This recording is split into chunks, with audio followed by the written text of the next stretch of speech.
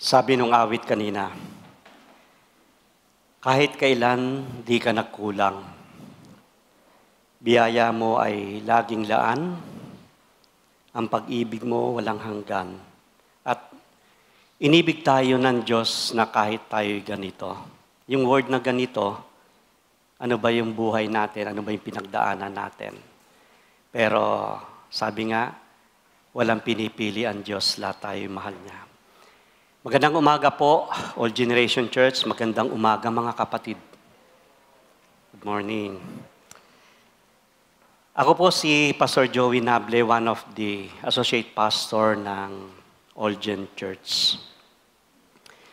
First of all, I would like to thank the Lord for giving me the privilege na magpagamit para magpahayag ng kanyang mga salita. At salamat din at wini-welcome niyo ako. Maraming salamat sa inyo mga kapatid. At tunay nga na hindi natin namamalayan ang bilis ng panahon. March 2 na ngayon, next month, Holy Week na, May, election. So hindi natin namamalayan na bilis. Pagkatapos yan, December na. Anyway, tayo'y sandali muna manalangin. Panalangin natin ang ating mga mahal sa buhay, ang ating bansa, ang ating church. Sige po, tayo po yumuko. Dakilang Diyos na makapangyarihan sa lahat. Kami po'y lubos na nagpapasalamat sa iyo sa kabutihan nga po na patuloy mo ipinararanas sa amin. Salamat Panginoon sa pag-iingat mo sa amin, sa lahat ng provisions po ninyo, at higit sa lahat sa pagtatagumpay, Panginoon, na kami ay patuloy na makalakad na naaayon sa iyong kalooban sa aming mga buhay. Panginoon, sa umaga pong ito, sama-sama po kaming nananalangin. Inaabot namin ang aming mga pamilya na hindi po namin kasama sa oras na ito. Kayo po ang patuloy na magpapala. Panginoon, we prayed whatever na pinagdaraanan ng family sa relationship, Panginoon, kayo po ang magpanagpo ng puso at damdamin ng bawat isa. Sa financial, Panginoon, alam po namin na napakahirap ng pamumuhay ngayon, yung mga bilihin patuloy na tumataas, Panginoon. Pero your grace is sufficient para sa amin, Panginoon. Sapat-sapat ang biyaya mo. At hindi po ninyo kami pinagkukulang. Yung may mga karamdaman sa mga mahal namin sa buhay, Panginoon. Kayo po ang dakila namin manggagamot. And we always pray and hoping for, Panginoon, na kayo po ang makapagpapagaling. Ito man, Panginoon, ay malala o anumang karamdaman, Panginoon. Pero walang bagay na mahirap sa iyo. Kaya po ninyo, Panginoon, pagalingin ang bawat karamdaman. At Panginoon, dalangin po namin na palagi mong i-unite ang family po namin at bigkisin po ninyo ng iyong pagmamahal. Gayon din, Panginoon, ng church ng All Generation, Panginoon, we prayed for this body of Christ na to keep us united, Panginoon. Bigkisin mo kami na yung pag-ibig, Panginoon. Pagpalain mo ang bawat gawain, mga activities sa mga life groups, prayer meeting. Panginoon, kayo po ang patuloy na sumentro sa kalagitnaan, Panginoon, ng aming mga gawain ito. Ikaw nga po ang palagi namin mapapurihan, ang pangalan po ninyo, Panginoon, ang palagi namin maitaas, Panginoon, at hindi ang aming mga sarili, Panginoon. Father God, we prayed for our nation, Panginoon. Lord, minsan nakakabahala ang mga balita, Panginoon. Lalo na yung sa West Philippine Sea, Panginoon, na latest news, Panginoon, may mga Chinese na mga nag-espionage sa amin. Panginoon, hindi man namin kaya, pero Panginoon, kayo po magbibigay ng protection sa bansang Pilipinas, Panginoon. Bigyan mo ng karunungan ng mga leaders po namin that do not compromise, Panginoon, sa anumang mga ibinibigay ng mga taong ito, Panginoon, but Instead, Panginoon, kami manindigan sa paglilingkod sa mga bansang Pilipinas, Panginoon. Pagpalain po ninyo ang darating na eleksyon, Panginoon, bigyan mo nga po ng karunungan ang mga taong ito. Nawa ay masuri, mapili namin yung kilalanan naming mabuti at maayos, Panginoon, sa halalang ito. At panatiliin mo ang kapayapaan, panatiliin mo ang seguridad ng bawat isa, Panginoon. That it would be a peaceful election, Panginoon. Gayun din, Panginoon, higit sa lahat sa umagang ito, ang salita po ninyo na aming pong tutunghayan. Ano ba yung sinasabi mo sa amin? Ano yung nais mong buksan sa aming mga isip, Panginoon, sa aming mga puso? Panginoon, ihanda po ninyo ang aming mga buhay, Panginoon, ang aming mga puso. That your word may resonate, Panginoon, sa puso ng bawat isa. Speak to us individually, Panginoon. Mangusap ka at ikaw ang maluwalhati sa lahat ng ito. Sa pangalan ni Jesus, lahat ay magsabi na amen. Amen. Are you ready for God's transformation in your life so that He can use you completely for His purpose? Handa ka na ba na baguhin ng Diyos yung buhay mo para magamit ka ng lubos ayon sa kanyang layunin? Ito yung mga tanong na very personal na tayo lang ang makakasagot nito. Pangalawang tanong, paano mo tatanggapin ang pagbabagong ito kung ang buhay mo ay masagana na at komportable ka na? How would you accept kung nandun ka na sa comfort zone mo? Pero ang gusto ng Diyos, ilabas ka niya doon para gamitin ka niya. Kaya mo bang gawin ito? It's winter sa Alaska. The common wood frog freezes solid. Ito ay humihinto sa paghinga at ang puso nila ay ganap na tumitigil sa pagtibok. If you bent one of its legs, it would break off. But when the warm weather returns, yung mga tissue nito ay natutunaw at milagrong nabubuhay muli. The wood frog has been revived pagkatapos nitong ma-frozen for 7 months at the temperatures reducing as low as 3 degrees Fahrenheit. Sila ay tinatawag na mga frogsicles, na kung may popsicle, may frogsicles. And they can endure the multiple freeze and thaw cycles in a season dahil meron silang mga liquid sa katawan, sa kanilang mga cells na naglalaman ng mataas na antas ng glucose. It's a natural anti-freeze, also known as cryoprotectant. This lowers the temperature or the freezing temperature sa mga tissue. Ang mga scientists ay interesadong matutunan mula sa mga palakang ito na mapahaba yung shelf life ng mga human organs for transplants by a process known as cryopreservation. Reviving organs after freezing them for a short period would enable them to be shipped around the world and save many more lives. Ang sabi sa Isaiah chapter 43 verse 19, "See, I am doing a new thing, now it springs up. Do you not perceive? I am making a way in the wilderness and streams in the wasteland." Sa Tagalog po sabi, masdan mo, ako'y gagawa ng isang bagong bagay. Ito'y nagaganap na, hindi mo pa ba makita? Gagawa ko ng isang daan sa gitna ng disyerto. at magkakaroon ng ilog sa lugar na ito. This passage is, life could be seen in terms of resilience, transformation, and hope for revival.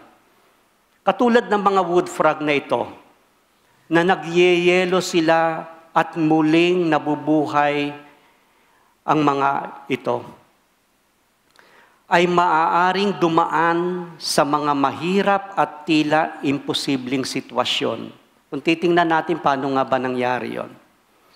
But with resilience, strength, and faith, maaari nilang malampasan ang mga pagsubok at maranasan ang muling pagbangon.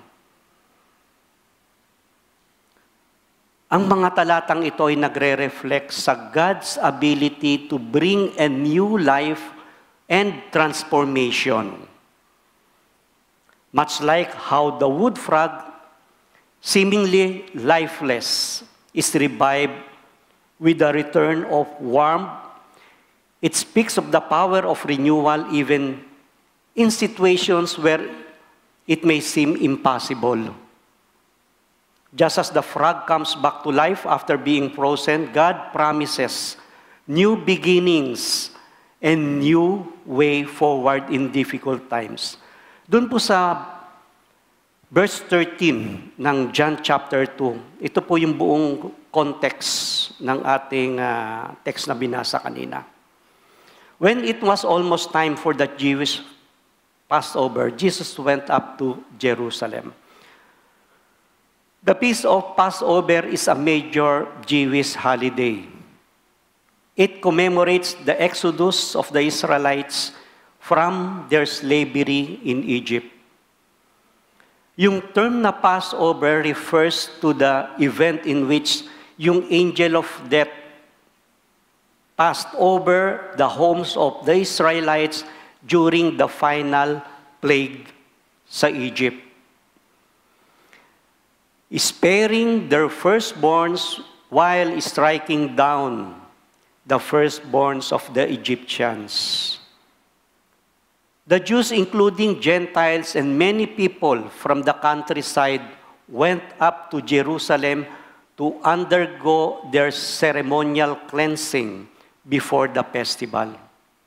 Sa verse 14, in the temple courts, Jesus found people selling cattle, sheep, and doves, and others sitting at the tables exchanging money. Ito yung nadatnan ng Panginoon nung makita niya.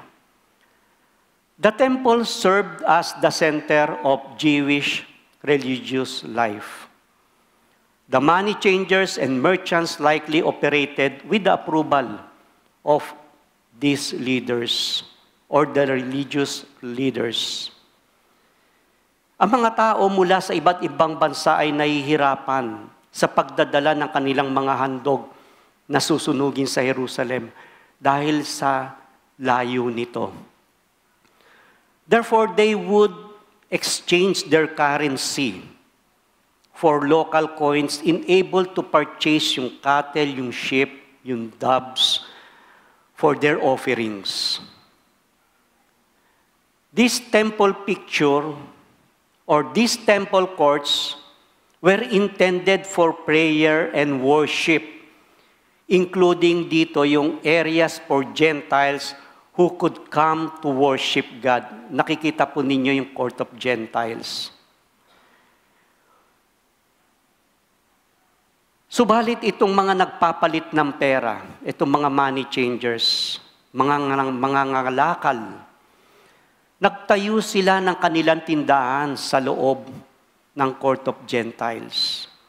Kaya't nawalan ng mga lugar itong mga hentil para sa panalangin at nalapastangan yung kabanalan ng templo.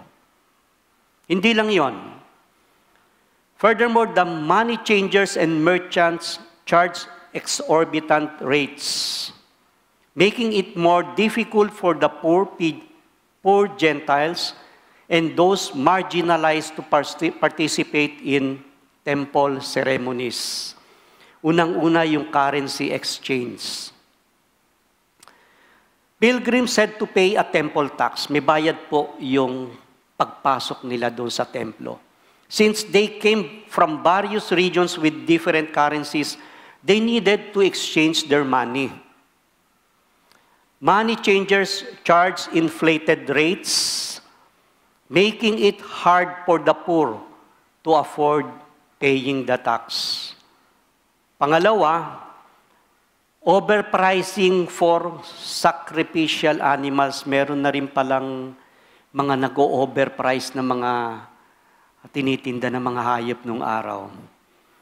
These merchants sold sacrificial animals at excessive prices, affecting yung mga pilgrims from outside Jerusalem who had no other options. Wala silang magawa. These marginalized and many Gentiles were especially affected due to their inability to afford yung high costs. And number 3, exploiting of religious leaders. These practices oppress people's religious duties, forcing the pilgrims to pay inflated prices to participate in Passover rituals. This burden, itong mga pabigat sa mga mahihirap at sa mga hentil, making them difficult to fulfill yung kanilang mga spiritual obligations. Sa verse 15, so Jesus made a whip out of cords and drove all from the temple courts, both sheep and cattle. He scattered the coins of the money changers and overturned their tables. To those who sold doves, he said, "Get this out of here. Stop running. Stop turning my Father's house into a market." Number 1 natin is Christ reform in the temple. Jesus strongly reacts to the defilement of the temple, a sacred place for worship, turning it into a marketplace. These merchants and money changers disrespected, no? Parang binabastos na nila. By concentrating sa kanilang mga negosyo, sa halip na magkaroon ng spiritual devotion ang mga tao. At ang pagkilos ng Panginoong ito, Jesus' actions called for the temple to be restored. Nais niyang ibalik sa dati to its true purpose of worship, yung tunay na pagsamba and communion with God. Nagalit si Jesus na makita niya ang kalagayan ng bahay ng kanyang ama, na tinatawag na bahay panalangin, but it had turned into a den of robbers. Sa Mark chapter 11 verse 15, sabi dito, and as he taught them, he said, "Is it not written, my house will be called a house of prayer for all nations, but you have made it a den of robbers." Napakahalaga ng iglesia. Ang iglesia ay isang tahanan na kung saan tayo ay nananalangin at sumasamba. And these Jesus' actions depended the holiness of God's house. He opposed religious corruption and exploitation of worshipers. It emphasized the importance of pure worship and reverence in God's presence. However, itong mga sheep, itong mga oxen, doves, na ginagamit sa mga ritual burnt offerings, these were not discarded. Hindi naman to tinanggal, but rather moved to their proper place, restoring the orderliness. Mahalaga yung sa isang pagtitipon o sa isang iglesia na merong kaayusan, merong smooth flow ng mga programa na ating pong ipinapatupad. Ang reformang ito sa templo ay nagbibigay daan sa mga mamamayan ng Diyos na magsagawa ng pagsamba ng may kalinisan. Tinitiyak na ang kanilang pagtatalaga at debosyon sa Diyos ay hindi maaabala ng mga komersyal na gawain. Kaya't pinapangalagaan ang kabanalan ng templo. And take note, what Jesus did was not a personal offense. Hindi po ito personal offense, but a demonstration of divine anger, directed at sin and the perversion of God's holiness. His actions and words were intended to restore God's glory and correct injustice, highlighting that the authority to do so belongs to God alone. Siya lang ang may karapatan ng mga ito. Sa 2 Chronicles chapter 29 verse 15, they gathered their brothers and consecrated themselves and went in as the king had commanded by the words of the Lord to cleanse the house of the Lord. Nagsimula yung paghahari ni Haring Ezekias sa pamamagitan ng pagbubukas at pag-aayos ng mga pinto sa templo na pinabayaan. Tinawag niya ang mga Levita upang magpakabanal at maglinis ng templo. Tinatanggal ang anumang karumihan. Pinagnilayan ni Ezekias ang hindi pagiging tapat ng kanilang mga ninuno na nagdulot ito ng galit ng Diyos at pagbagsak ng Juda. Hinikayat ni Ezekias sa mga Levita na seryosohin. Take it seriously ang kanilang mga sagradong tungkulin. Dito binibigyan ng diin ang kahalagahan ng pagpapanumbalik ng tamang pagsamba sa Diyos. Ilang mga leader ng Levita na ang pinangalanan bilang bahagi ng pagsisikap na linisin ang templo. Kung titingnan po natin yung John chapter 2 verse 15, in parallel to 2 Chronicles chapter 29:15, iisa po ang sinasabi nito. This highlights a call for purification and restoration of proper worship in the temple. Ito po'y hindi noon lamang. And this applied throughout the generations. This emphasized that God's house must be treated with reverence. Reverence and respect. While Hezekiah's action restored physical and spiritual purity, si Jesus naman, yung action reveal a deeper transformation, foreshadowing the coming of a new worship centered to Him alone. Ano po yung application nito? Nakikita natin dito. The reformation in the body of Christ is inevitable. Hindi naman talaga maiiwasan yan. Nagbabago't nagbabago. It is God's divine action to ensure that all things and people are in accord with His will. Dapat nakaayon palagi. Ang tao, maging ang mga bagay ayon sa kanyang kalooban. Advancing His work for the unity and strength of the church. Sa pagkakaisa at pagiging malakas ng isang iglesia.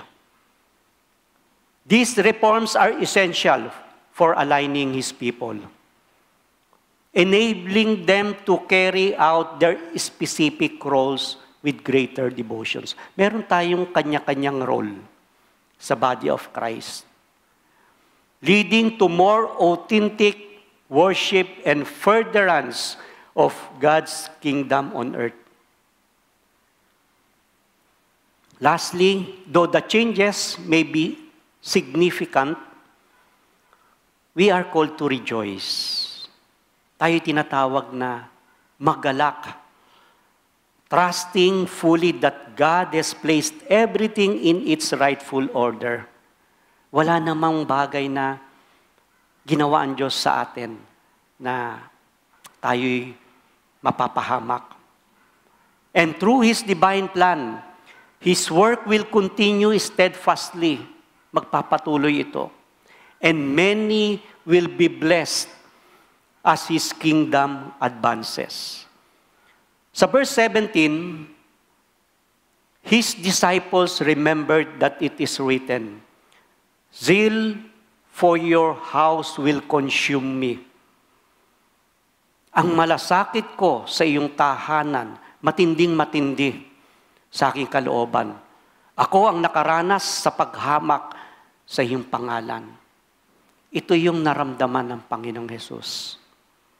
And this verse originally refers to David and his personal suffering due to his zeal for the house of God. Yun din yung naramdaman ni Haring David. Tinupad ni Jesus ang kahulugan ng propesiya sa talatang ito. Tulad ng ipinakita sa Ebanghelyo ni Juan, Kabanatang 2, talatang 17, yung kanyang malasakit para sa templo at ang mga paghamak sa kanyang tinanggap o na kanyang tinanggap, tumutugma ito doon sa mga salita ni David. Sa verse 18, the Jews then responded to him, "What sign can you show us to prove your authority to do all this?"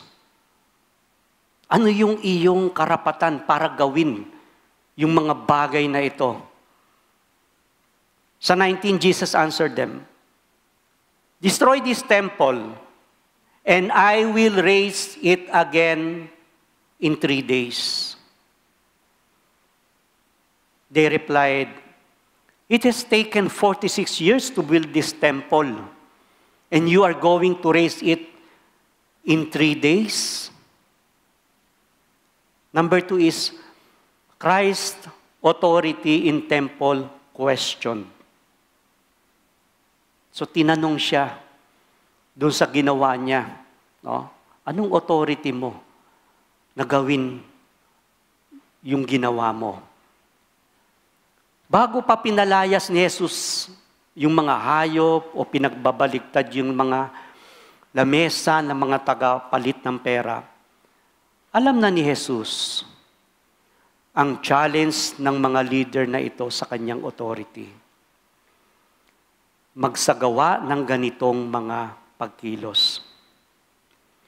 Instead of asking Jesus to explain His actions, which might reveal their corrupt practices, itong mga Jewish leaders, nag-demand sila ng sign as a proof of His authority. Yun yung kanilang hiningi. And they were more interested in seeing a sign than seeking the truth. Ang pagpahayag ni Jesus dito ay nag-uudyok ng isang hamon. Pinapakita na wala siyang takot sa magiging konsekwensya nito.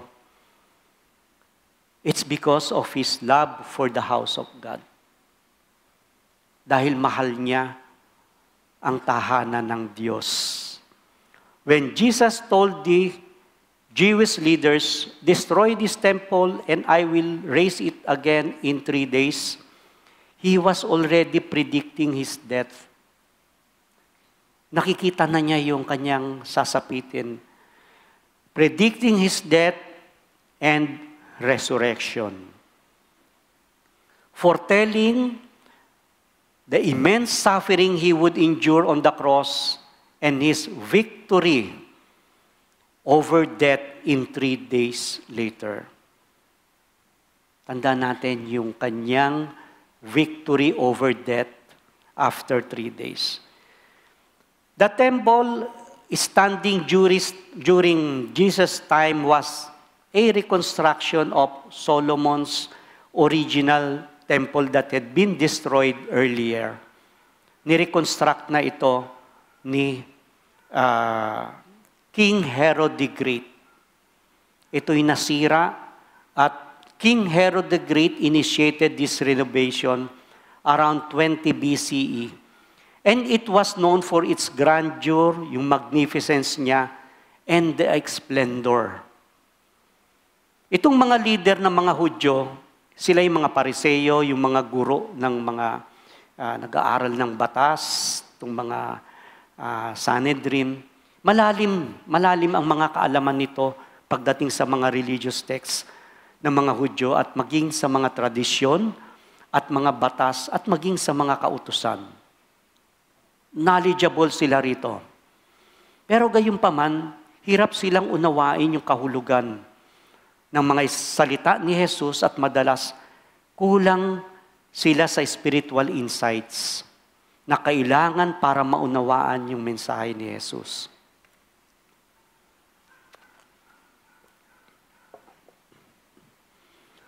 The Jewish leaders wanted outward miracle to prove Jesus' authority. Ito yung gusto nilang makita. But Jesus encouraged them to look beyond the physical. Tumingin kayo o tingnan nyo ng higit pa dito, yung sinasabi ko. In order to understand that true authorities comes from God.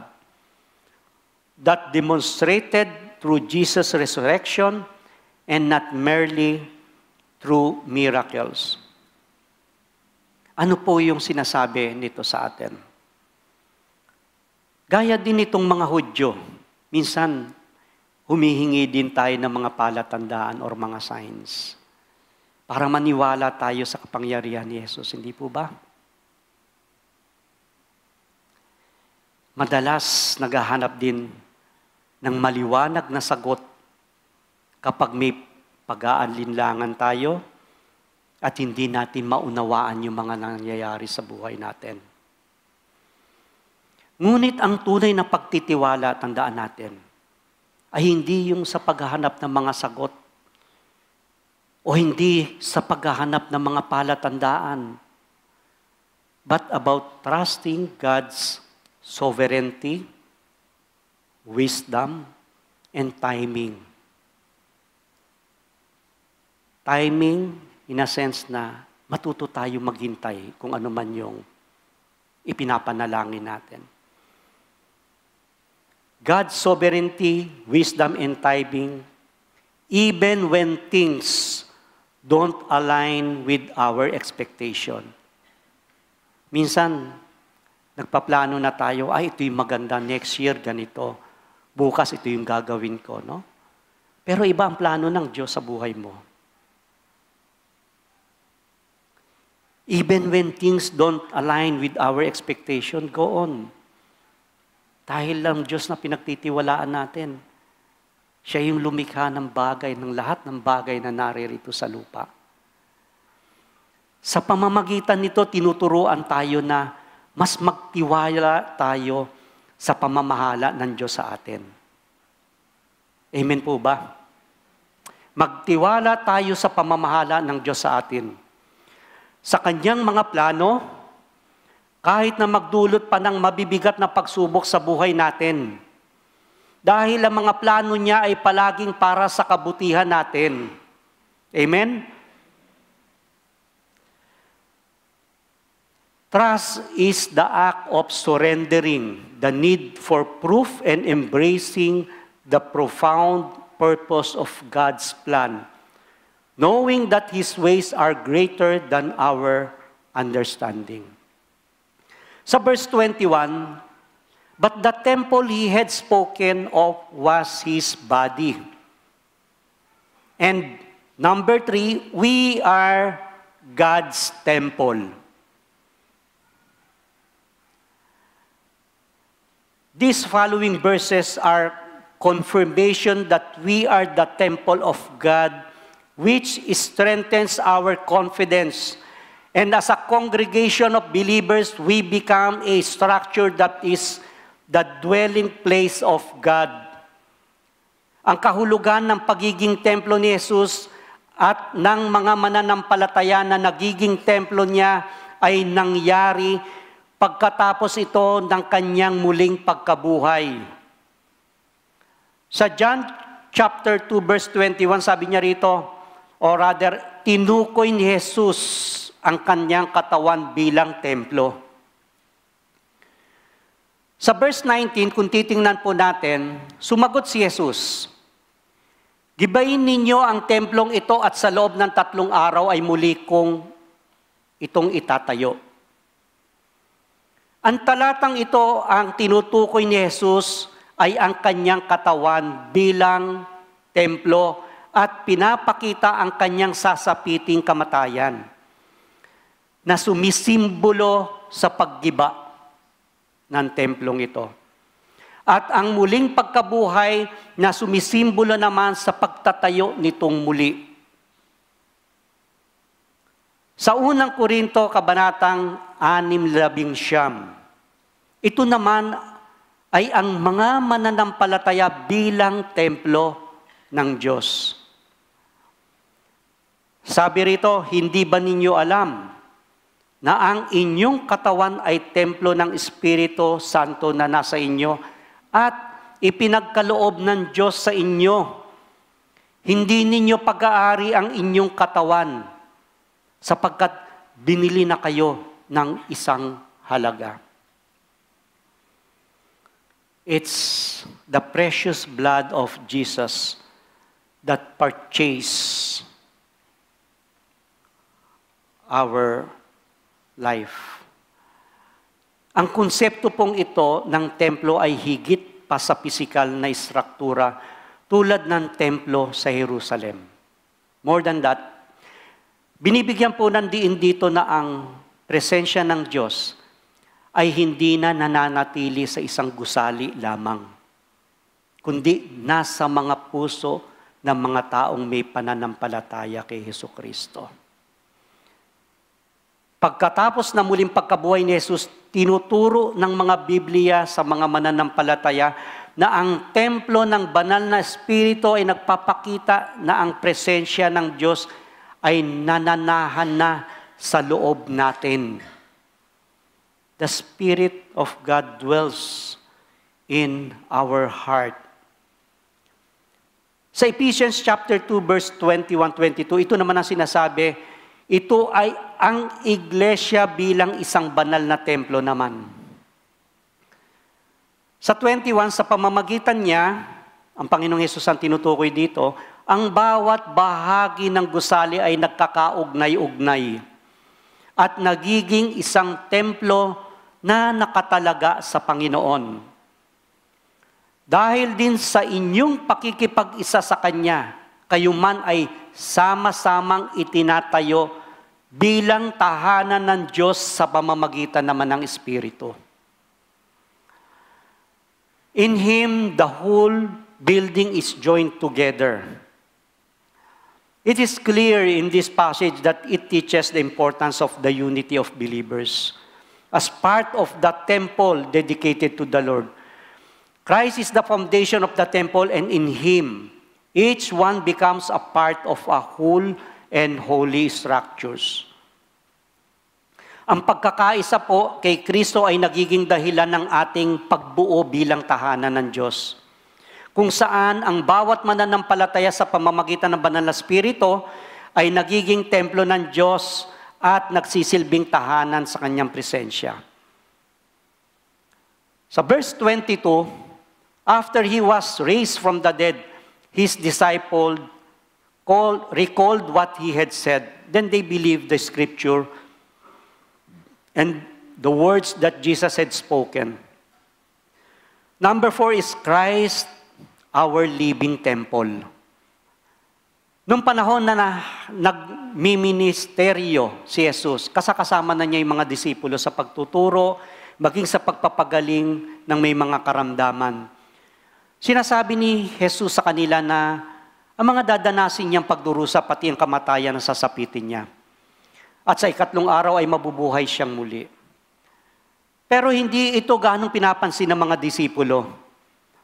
Maring hindi nila kasi naunawaan o hindi lang nila binibigyan ng pansin. Pero nung mamatay si Jesus sa krus at muling nabuhay, doon lang nila naalala yung kanyang mga sinasabi na naniwala sila sa kasulatan sa mga salita ni Jesus. Sa Awit, chapter 16, verse 9 to 10, kaya't ako'y nagdiriwang, puso't diwa ko ay nagagalak. Hindi ako matitinag sapagkat ako'y panatag. Pakat di mo tutulutang ang mahal mo ay masadlak sa daigdig ng mga patay at doon ay maagnas. This passage serves as foreshadowing the death and resurrection of Jesus, emphasizing Jesus as the ultimate sacrifice, highlighting the holiness of the human body, and it symbolizes the union of divine and human in the person of Jesus. This passage is a powerful reminder, the essential role of Jesus' physical body in the redemption and salvation of humanity.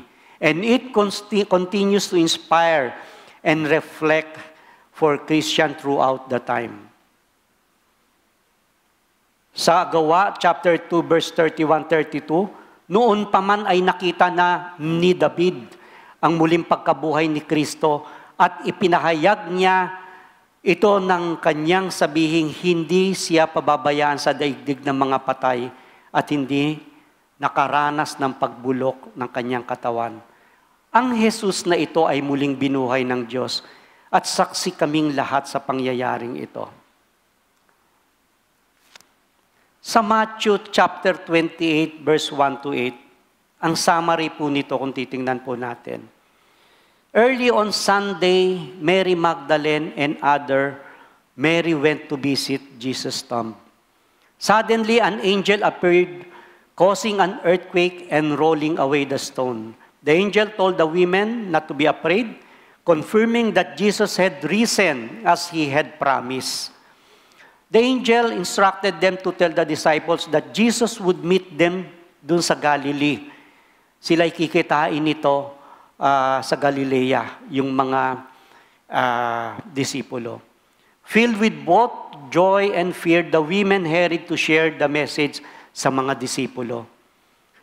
At sa verse 9, ito na nga, ngunit sinalubong sila ni Jesus at binati.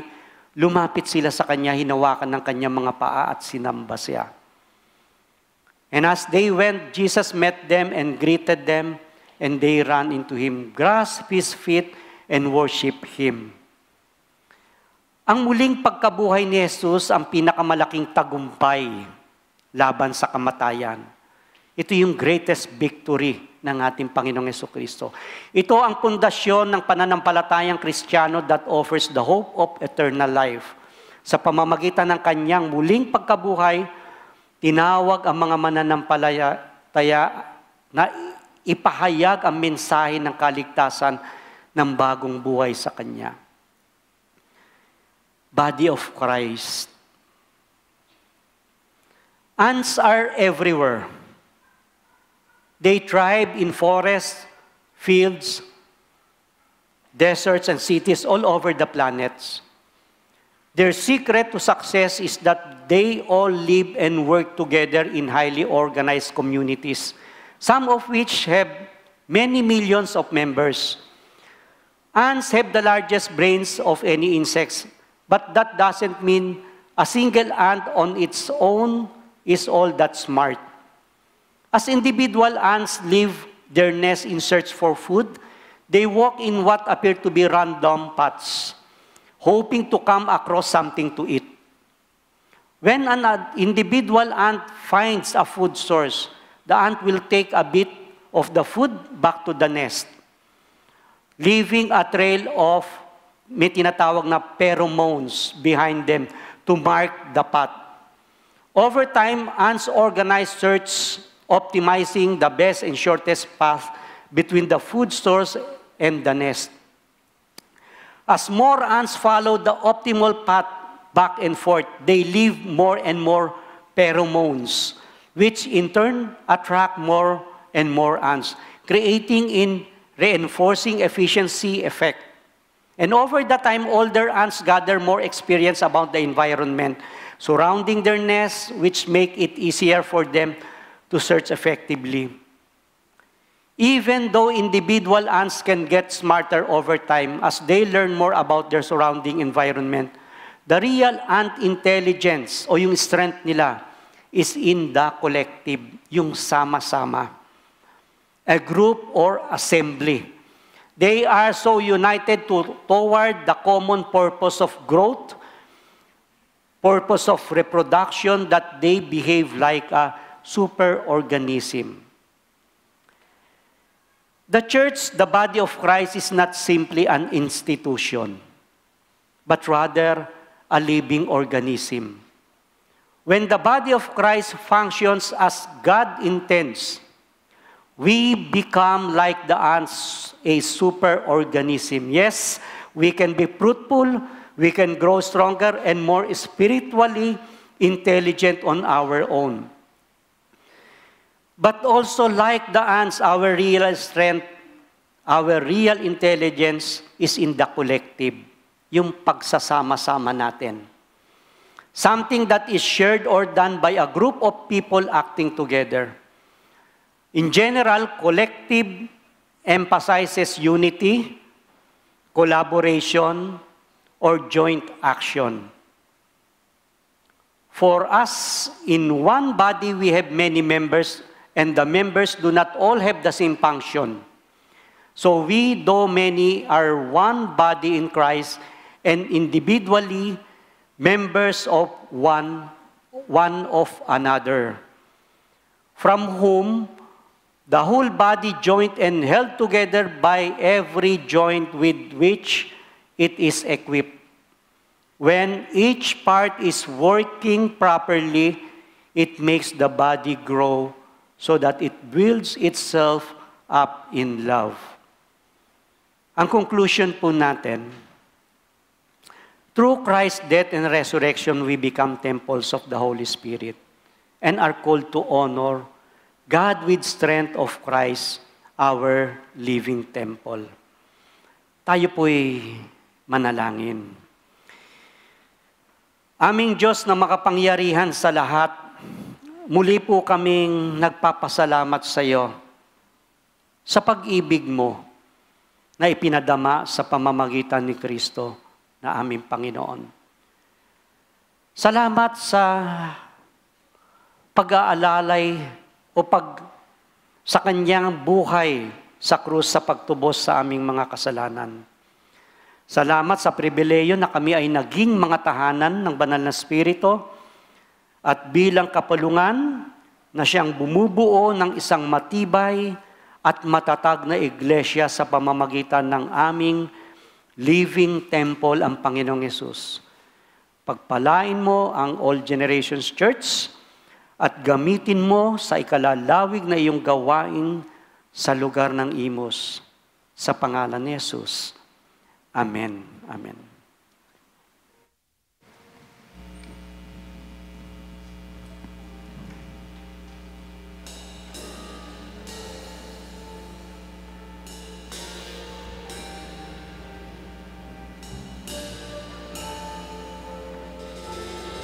Sige po, tayo po muna tayong lahat.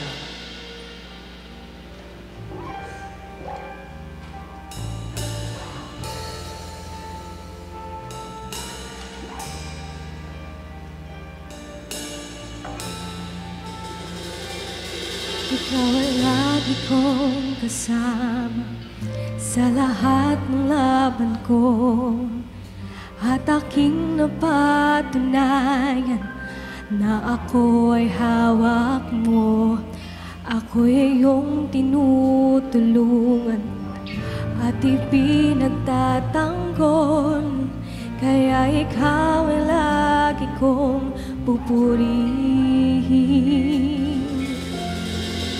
At ang iyong kadakilan, ang lahat ay luluhod Sa pangalan mo ako'y tatawag, sapagkat may tagumpay.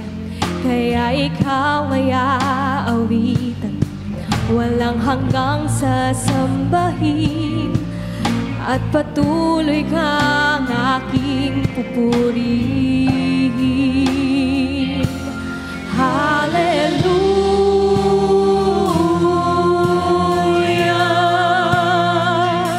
Ikaw ay tagumpay, ikaw ay tagumpay. Hallelujah.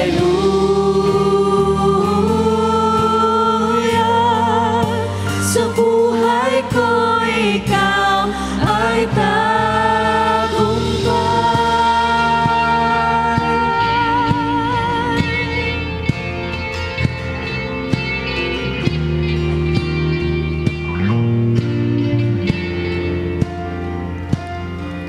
Ang sala ko'y iyong inatawad, pag-ibig ko'y di nagbago. Hindi ka matatalo, tagumpay ang laban mo. Ikaw ang Diyos sa aking Mesaya, ang pag-asa ng tao. Kaya ikaw ay lagi kong pupurihin. Hallelujah.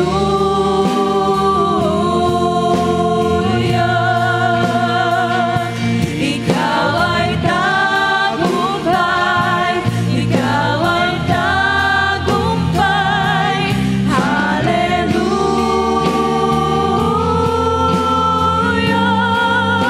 Sa buhay ko ikaw ay tagumpay.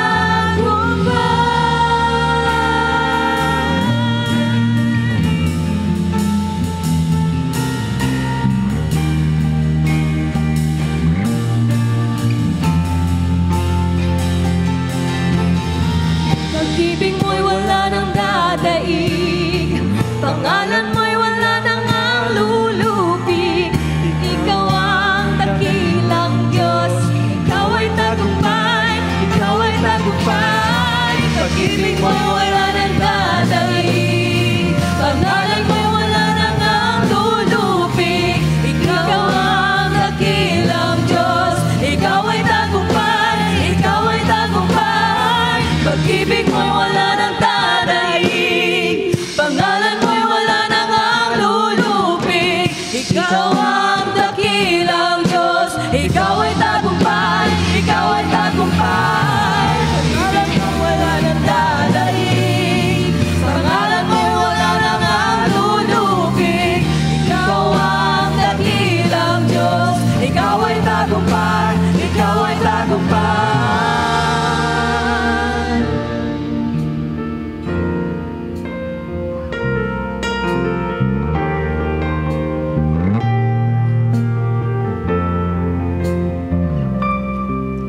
At sa krus ika'y pinako, dalang sala ng mundo. Ngunit hindi ka rin natalo, ikaw pa rin ang tagumpay. Oh, hallelujah.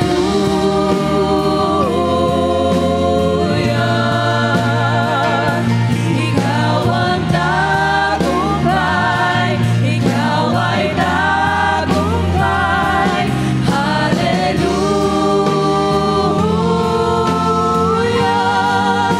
Sa buhay ko ikaw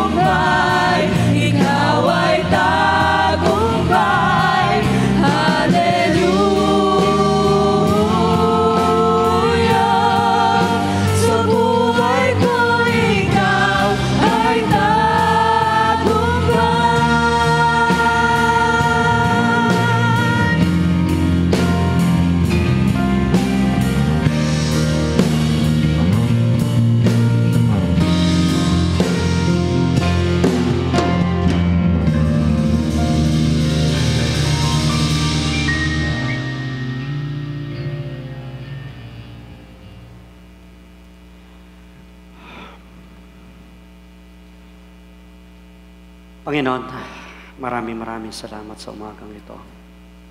Tunay nga po na nagtagumpay na kayo sa aming mga buhay, Panginoon.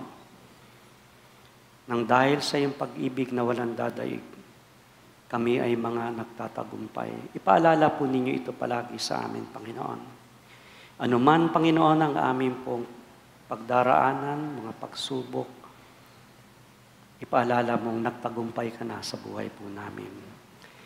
Thank you for this great reward na amin pong tinanggap, Panginoon.